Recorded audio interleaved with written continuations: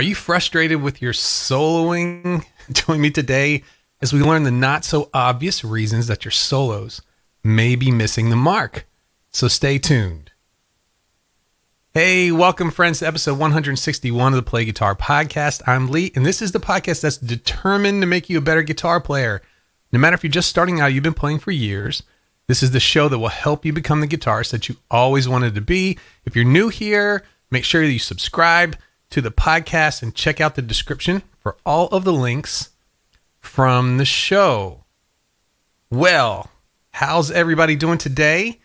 We're talking to the frustrated guitar players, the career beginners, those who are struggling with a guitar, and in particular, lead guitar today.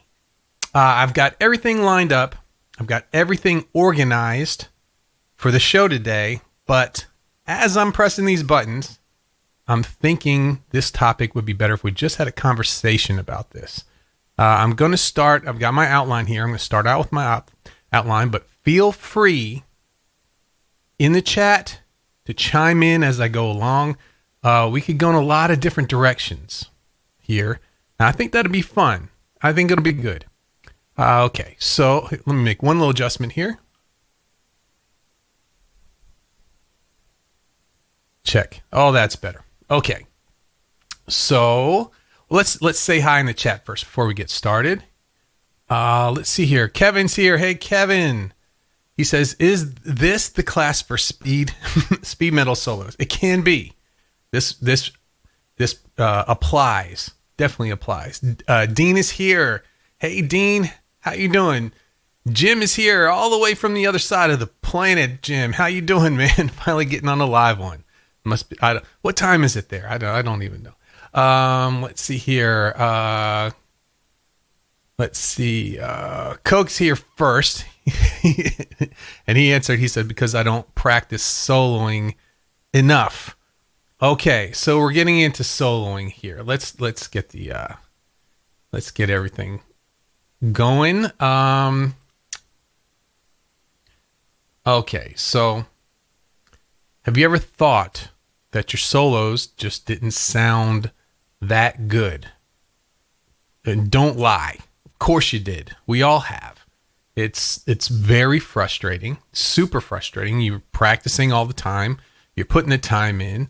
You're listening to all these people playing these great guitar solos, and you're not really sure if what you're playing is coming across, is being effective to people. And there's tons of reasons why this could be happening. And I want you to let me know your ideas, why this could be happening. I'm going to share 3 of the not so obvious ones.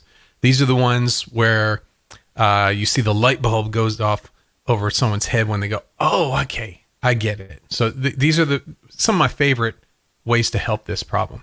But it's not stuff like, well, your gear sucks, that kind of stuff. These are things that are really going to be thought-provoking a little bit. So let's see here. What I'm going to do is I'm just going to read you what I put in my outline, and then we're just going to talk about each one of these for a little bit. The 3 main topics we have is your guitar solos sound aimless, or your guitar solos sound like scales. We get that a lot. And then the last one is to me the biggest one, is you don't understand strong and weak notes. Those are the 3 ones that when someone comes to me saying their guitar solos are just not cutting it, those are the 3 ones I go to, unless there's something obvious, like I said before. So let's start with your guitar solos sound aimless. What do you do? What do you do if you're playing around, you're noodling, and it's really not gelling? Well, think about that word. Your guitar solos sound aimless. You need to take some aim, right? You need to think about what you want to say with your solo. You're basically, if you're playing a guitar solo, a traditional solo in a popular music, you're the break. You're in between the melody, the vocals, the main melodies. You're the other thing that creates interest, right? That's why you're there. That's why you're playing guitar solo, to create interest. So you need to think about what you want to say that's going to create interest. A lot of times when I would start off a new song and we'd be playing out, and we've been playing maybe one or two times, I'm really paying attention to who's listening. And I'll try something that I've been working on. And if no one's paying attention, I kind of know that that's not interesting. It's not attracting attention. So I started to think, well, how would someone, even though I may be making this up, I may be improvising, what would someone who's composing this song, what would they write?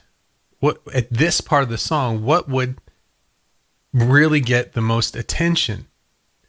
And not negative attention, positive attention would propel the song along, set up the next section. Where have I been and where am I going? Is my guitar solo what's connecting two parts of the song? And if so, I need to connect them. You think about it. Well, what's the beginning of this like, and what's the end? Especially in songs where the guitar solo comes before a final chorus. That's one of those times where you're going to really try to build something great. Usually it could go in a direction where you're going towards high notes or something like that, but it doesn't have to. It could just build momentum, right? So we're thinking about what we want to say. That's the first thing that I put down, and then I said think about playing your solo like you're a composer. But here's another idea I had when I was putting this together, and that's combining your licks in a way that's effective. If you have 10 guitar licks that you play all the time, and you play them in the same way every single time, that's aimless. That's not going somewhere. You would think, man, this lick here would be great to end on, and everything you would play up to that point would build towards playing that last lick, that featured it right there. So taking the things that you have and arranging them in a way maybe different than what you normally do, but it's completely effective for that song. The second thing that I talked about with your guitar solo sounding aimless was to decide your game plan ahead of time. Give it some thought. Move away from the just reacting to things, reacting to whatever situation you're in. And when we practice improv, when we do improv at home, just noodling around on the guitar, we're reacting. We hear the background track and we think, okay, I'll play this there. I'll play this there. Or it's something that evolves as the song goes on. Well, if you're feeling like you sound aimless, you might want to flip that around. You might want to move away from reacting and start being the director. Start saying, okay, I'm going to, in this solo, I have maybe three ideas that I want to get across. I might have a high note. Maybe that's what I want to end on. Maybe I want to do like a fourths build up. Those kind of things. So there's two good ideas. How would I combine those two? Maybe it's an octave to the point where you can get to that. So you start to think ahead. Okay, I've got three ideas that kind of go along with licks that I play, and I'm going to arrange them ahead of time in my head. That's the path that I'm going to go. The next thing I said here for deciding your game plan ahead of time is not to limit yourself using the same old licks. So when someone brings us a song, or you've written a song and you want to play it, and you start playing the same old licks, you're getting that kind of aimless sound. You're just going through the motions. So if you've got a part, just like we did right there, I got three main ideas, and I'm going to arrange them in the solo in a certain way to get there. I'm thinking about this ahead of time, right? I might want to maybe work on something new for that. It could just be one small idea. You could use some of your old licks and throw one small idea that's new in there, and take some time in your practice, take away some practice time to maybe write some new licks, one specifically for whatever song it is that you're playing there. All this done ahead of time, right? This does a couple things. The bulk of your solo is stuff that you're comfortable with, right? But you might have one thing that's kind of puts a fire under you a little bit. You've got, okay, I've got this new lick and I'm really excited to try it. It creates interest for you as the player. And when you're interested in what you're playing, there's a little bit of a challenge to it. You're not just doing the motions. That translates across. People hear that. People hear that. And the third thing about deciding your game plan ahead of time is get the idea first and then figure out how to get it done. Okay, so go crazy. Get some idea that I want to do a sweep arpeggio up at the very end of this solo or something. You may not know how to do it, but you're taking some time ahead of time thinking what would be really cool. And I'm not going to limit myself with the things that I can already do. What would be something that would set this song off perfectly? And it would be it might be a little bit of work ahead of time for me, but we're doing this up front. We've got the time to do that. There you go. So there's a couple ideas for that. But when you're finding that your guitar solos are sounding aimless, there's something that you need to also keep into consideration. And that is understanding the attention span of someone who's listening to your solo. Because sometimes aimless solos can go on for a while. And there's a couple of reasons why that might happen. You might be trying something out. You see this in a band where the lead player's playing, right? And playing, and the other bands, everybody in the band's is looking. Are they done? Are they done? And you just keep going. It just keeps going and keeps going. So you have to keep in mind, how long can you play this solo before the listener or the audience member or whoever starts to tune out, right? That's something you need to keep in mind. You've got a certain amount of time to get the job done, right?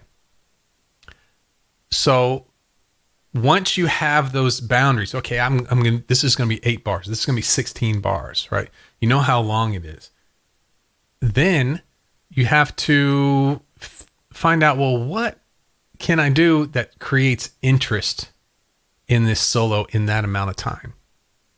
And, you'll think about the specifics about the chords and the key, all those kind of things. But what creates interest in a guitar solo?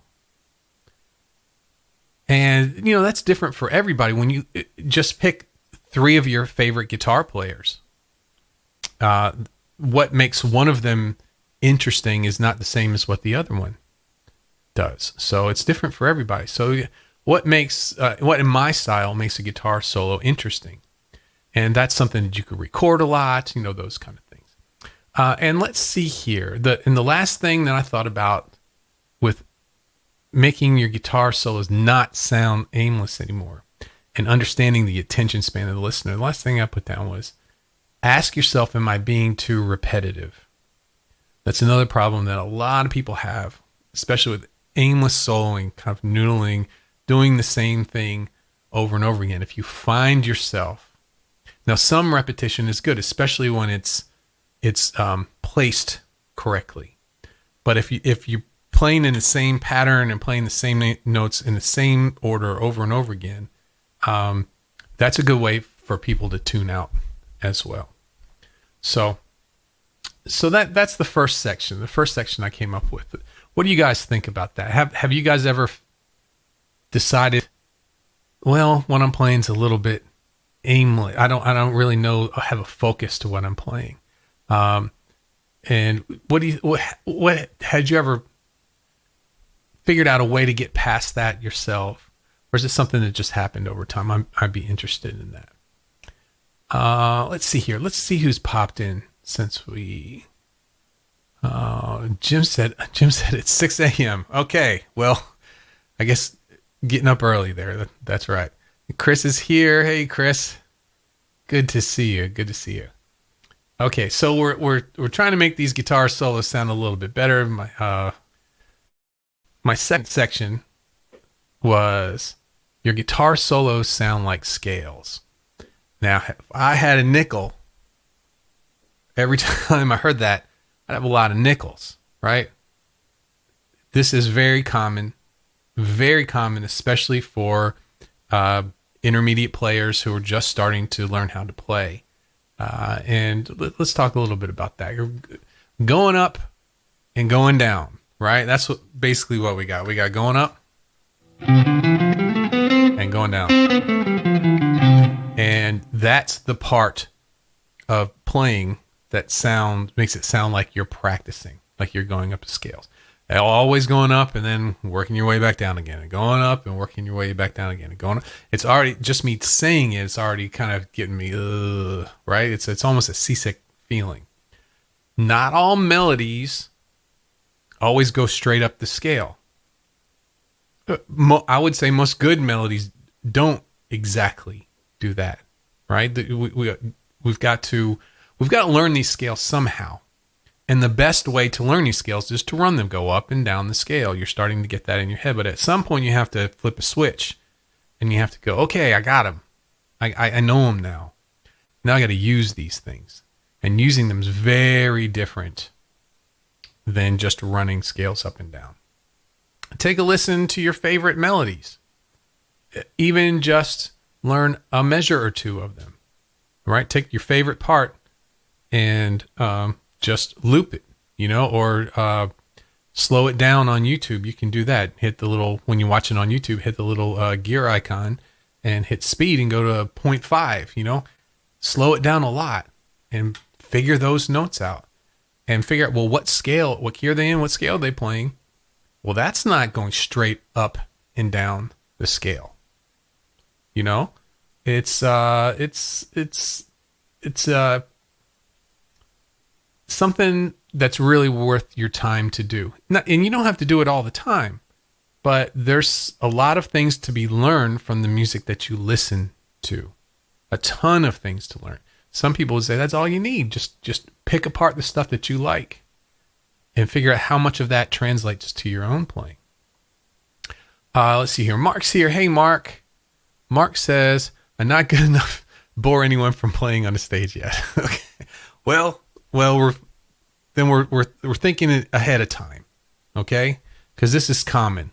Everything that I'm talking about today is super common. In fact, the ideas for some of this part is something I was dealing with today. So I planned this ahead of time, but there's some new stuff coming up. Let's see here. David's here. Hey, David. He says, I definitely remember in my early days of learning being really limited and scared to break out of the box, as I was scared of it sounding bad. I basically didn't know where to go. See, well, if you go through here, we see scared and scared twice, right? So that's huge. That's another thing too. Not one of the things that I'm talking about, but fear, because this is coming from you, right? It's all or nothing. If it goes well, you get all of that.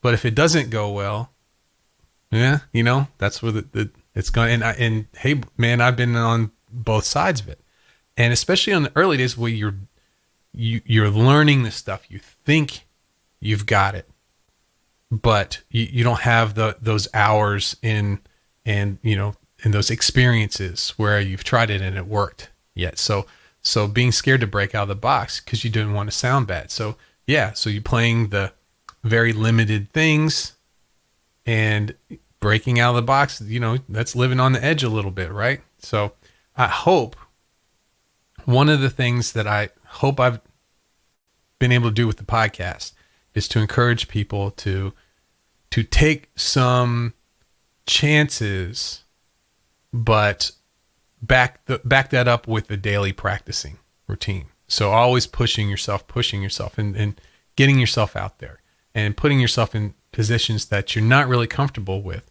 but think, you know what, I'm going to get it at some point. I'm putting the time in too. So thank you, David. That was great. I appreciate that.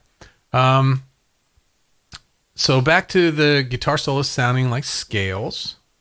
What do you do? How do you make them not sound like scales? You break them up, right? What do you got? You've got how high I can go, how low I can go on the scale, how fast I play it, how slow I play it. There's just only a few things that you can do, but you have to make them interesting. How do you make a phrase interesting? Let's just do a phrase here. Some sort of, let's see here. Let me get this microphone out of the way. So I'll do a loop.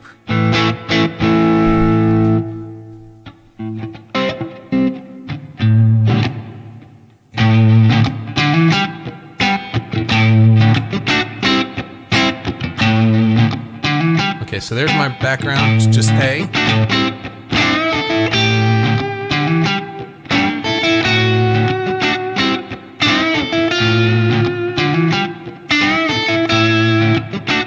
Okay, so I did basically a minor pentatonic, went to the 7th, repeated it, and then just walked chromatically down, eventually ending up on the 5th.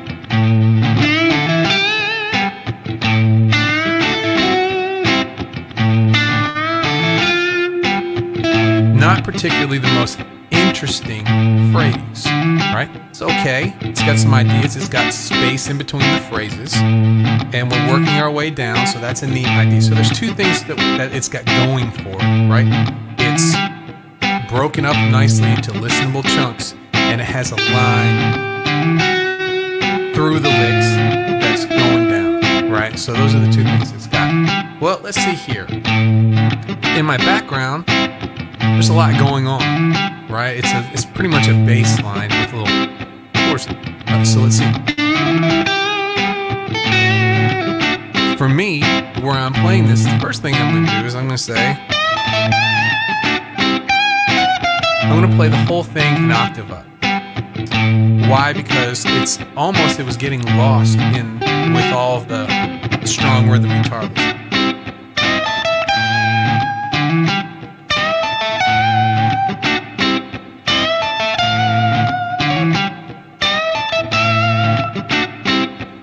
Now what I can do is instead of being repetitive, each time I play, I'm going to break that scale up a little bit. Each time I play each section of this lick, I'm going to either go up higher or go low. 1, 2, 3.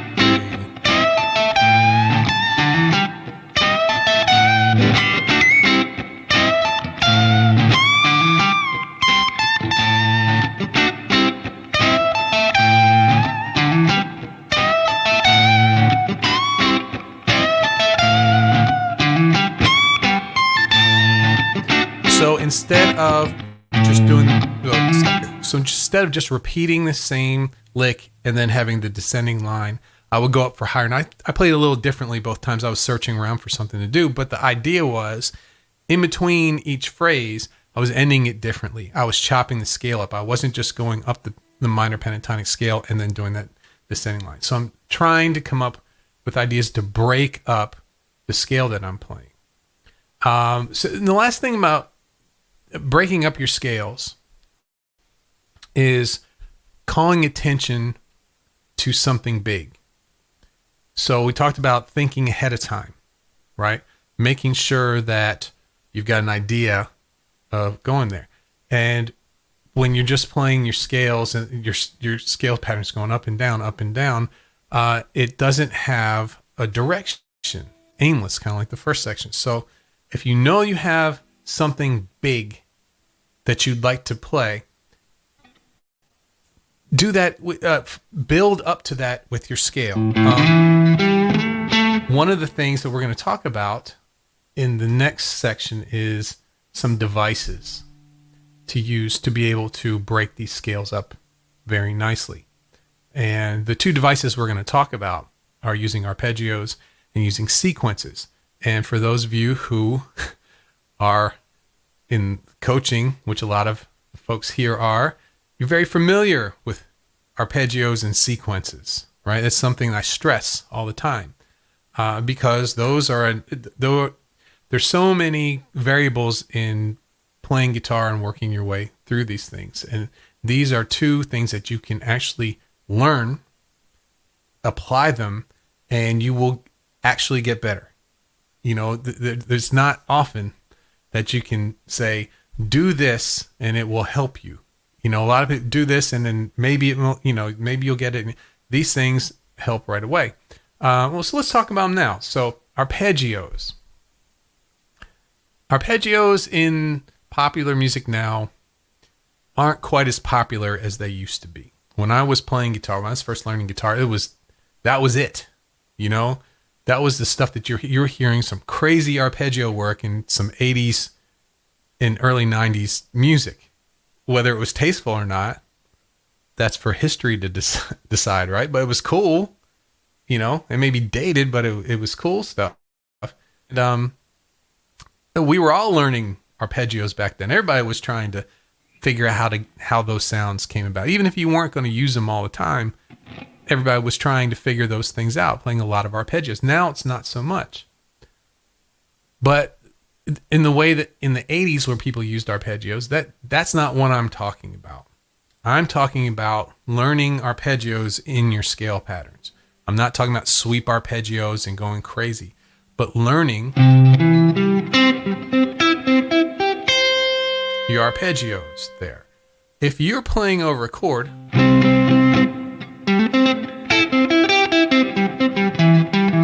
arpeggios are an instant way to break up the scale, to not sound like you're going up the scale and down the scale, up the scale and down the scale.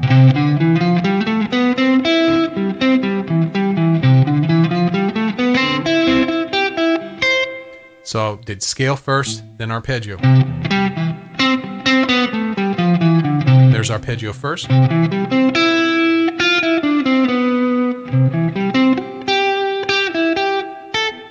And I'm playing these arpeggios in an order too. You don't even have to play them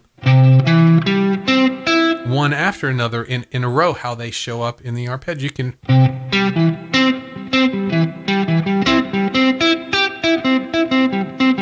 now I wouldn't play that in a solo, but those ideas, it's a way to jump around.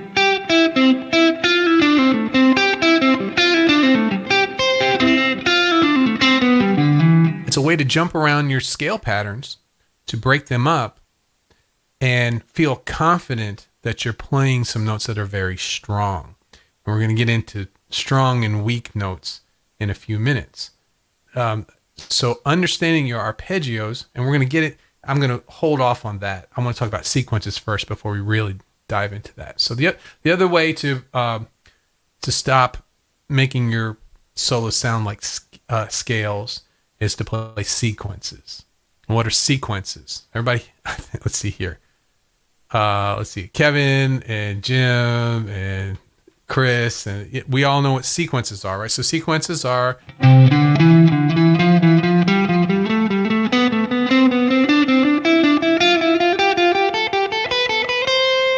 they're devices that you can use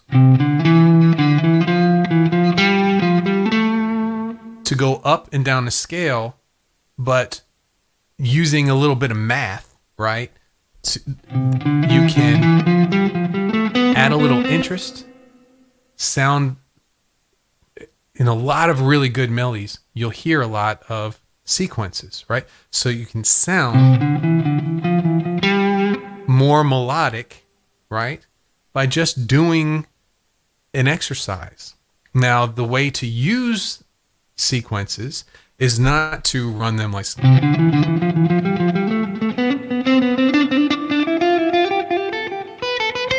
It's not to run it as a scale, but to use it.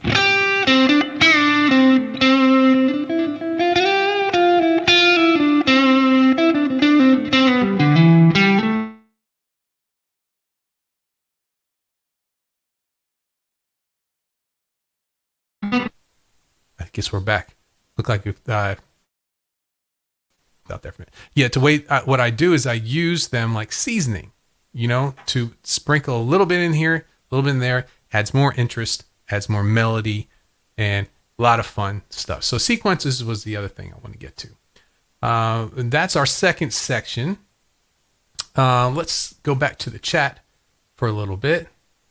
Matthew's here. Matthew says, "Hey Lee, love what you're doing for the guitar community." Thank you, Matthew. I appreciate that. This is what I like to do anyway. Just doing it online is tons of fun for me too, and I appreciate you saying that. Thanks for hanging out with us today too, man. Very appreciative. Made my day there. Thank you, man. And, okay, so what I want to talk about now, you can tell that I'm not going straight down the list here, is strong notes and weak notes. Strong notes and weak notes. I say it all.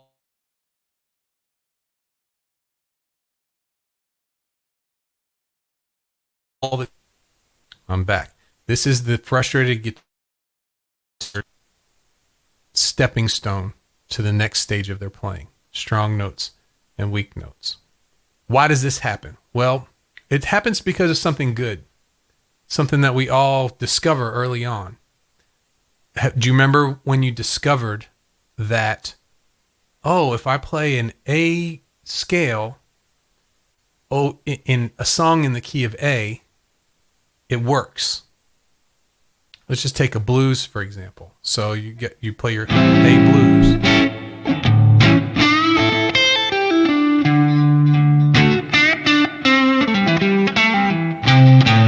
So if I went all the way through the blues progression, all through the A7, D7, and E7, right? And just play my A minor pentatonic scale, it works, right?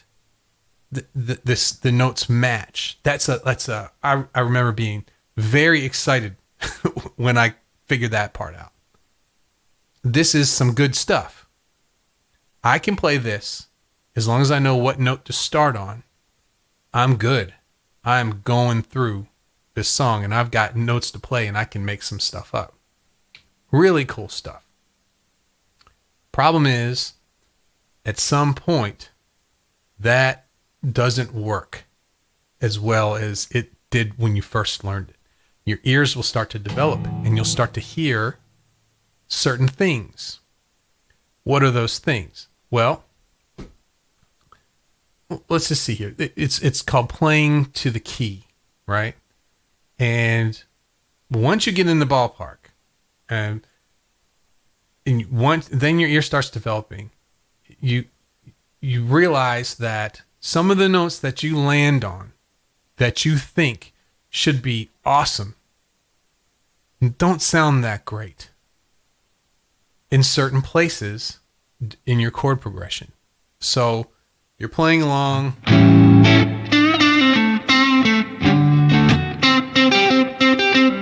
You're thinking, I'm in my D7 chord. And that G note that I'm playing, it doesn't sound strong. Your ears will start to pick up on that after a while. So it's in the A minor pentatonic scale. Sounds great over the A7, over the D7. Would sound better if I maybe lowered it one. You hear how that really sounds nice. It's not strong. So where you would think that every note in my scale pattern should work, you begin to realize some notes, even if you're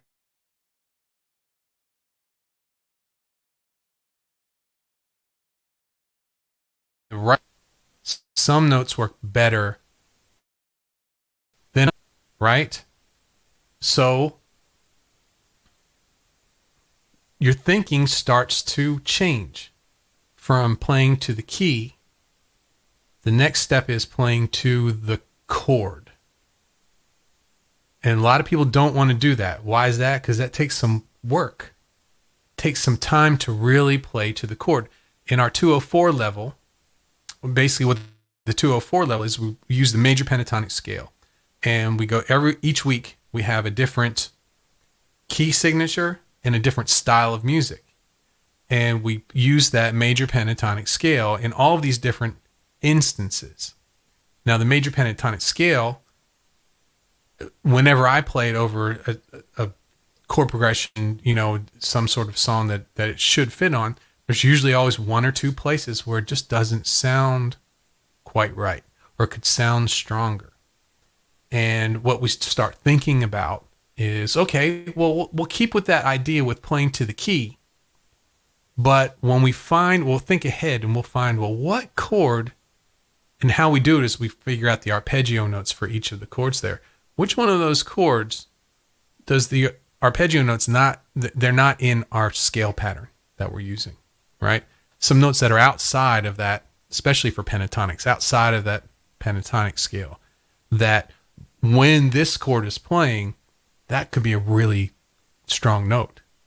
That could be the note that creates melody and creates interest, right? So your thinking changes. Your thinking goes, okay, now I'm thinking this playing to the key works most of the time, but every once in a while there's that time it doesn't work. What can I do then to change it? That's the first step. So now you're going, I'm looking for that.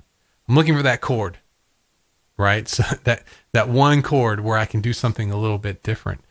Your solos sound so much better when you hit those chords, when you really match what you're doing to the chord. That thinking, you start to think, okay, at any moment, whatever chord's playing, it changes. I have different strong notes and weak notes for every chord that's playing. At any given time, I can play a note, and that note may work perfectly for that chord or may not. And like I said before, it can be overwhelming to think about, well, I got to think about every single chord going through. And we start to talk about ways around that, like with our 204 level. But how do we get to that? How do we get to the point where we don't get thrown by some of those crazy chords that we have to play leads over? How do we get through that comfortably? The best way to start doing that is to practice. Actually, with John earlier today, we were going over that, and that is to be very knowledgeable about your diatonic arpeggios in a given pattern. It's a lot of work, and this is where the caged system and myself part ways, and this is where I think a lot of people fall short, and it's where caged stops. Right, so caged is very good at letting you know, hey, this is a scale, and it's got your arpeggio notes for your one chord right there. And this one looks like a G, and this one looks like a C, and this one looks like a A, and this one, and you can see those real easily.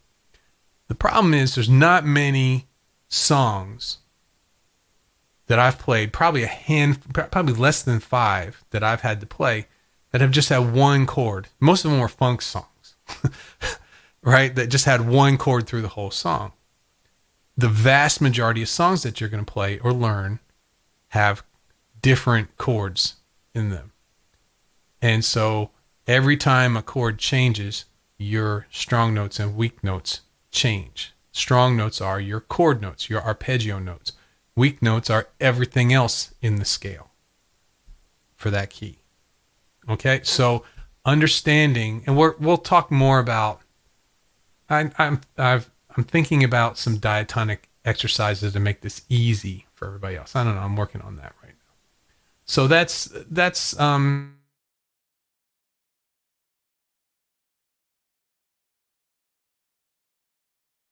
big frustration with guitar and really, really important to to start figuring out, hey, how can I play to the chord? How can I make what I'm playing fit what's going on behind me at any given time? Okay, so that is everything that I wanted to get to today. If anybody has any questions or has any things they've gone through with something like this, let me know in the comments before we take off. Let's see here.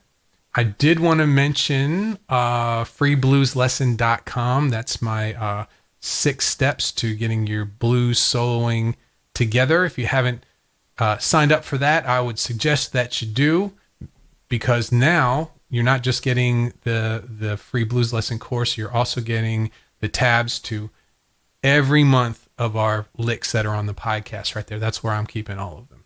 So make sure that you go ahead and sign up for that. And let's see here. Hey, we got David's here. Hey, David, it's great to see you, man. Thanks for hanging out with us today. Hope you're doing good. Well, that's my podcast for today. And thanks, everybody, for hanging out. Thanks, Coke. And let's see here. Jim, great to see you, man. And thanks, Dean and Kevin. Let's see here. Mark, great to see you, Mark. David Sparrow, awesome to see you, man. Matthew, thanks for hanging out. Really appreciate it. And David again. Okay, everybody. Well, I'm going to call it. That's a wrap. Thanks for joining me today for the Play Guitar Podcast. Make sure to hit the button below to subscribe to the show. And if you're watching on YouTube, hit the notification bell so you can get all of my content as soon as it comes out. For more episodes, lessons, and ways to get involved with the Play Guitar Podcast, visit playguitaracademy.com. Thanks again, and I'll see you on the next episode. Coke said a lot to mull over here. That's right. There's a bunch in there. It's a bunch of stuff. But it's a big problem. It's a very common problem too. So, okay, everybody, have a great night. And I will see you all next week. Maybe before then. We'll see how the rest of this week goes. Got a new schedule going on here. But I'll see you soon. Bye-bye.